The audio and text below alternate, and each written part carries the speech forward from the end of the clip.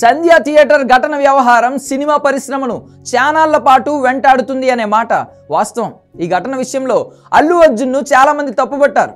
అసలు పోలీసులకు సమాచారం లేకుండా వెళ్ళాడు అనేది ప్రభుత్వ వాదన కూడా.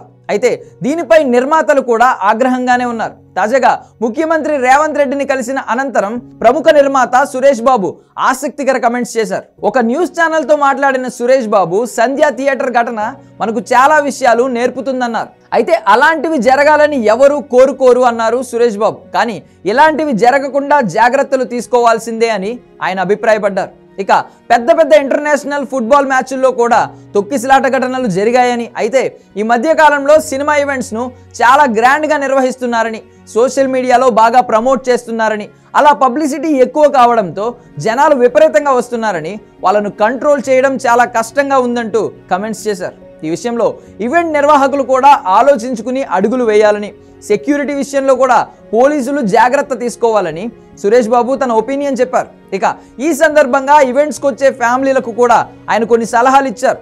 అక్కడ ఎలా ఉండాలి, ఎంత జాగ్రత్తగా ఉండాలనేది పిల్లలకు ముందే చెప్పాలన్నారు సురేష్ బాబు. పిల్లలతో రద్దీ ప్రాంతాలకు వెళ్ళినప్పుడు పేరెంట్స్ చాలా జాగ్రత్తగా ఉండాలని, అక్కడ ఎలా ఉండాలనేది, ఎంత జాగ్రత్తలు తీసుకోవాలనేది పేరెంట్స్ కూడా ముందు ఆలోచించుకోవాలని హెచ్చరించారు. మీ ఇంట్లో నువ్వు ఎగురు, డాన్స్ చేయి, ఏమైనా బయటకు వచ్చినప్పుడు పద్ధతిగా ఉండాలి కదా, ఇవన్నీ ఇంట్లోనే చెప్పాలి అని సురేష్ బాబు కామెంట్ చేశారు. ఇక ముఖ్యమంత్రి రేవంత్ రెడ్డితో జరిగిన సమావేశం చాలా బాగా జరిగిందని, డ్రగ్స్ విషయంలో సమాజం చాలా జాగ్రత్తగా ఉండాలని, లేదంటే సమాజాన్ని నాశనం చేస్తుందంటూ ఆయన కమెంట్స్ చేశారు.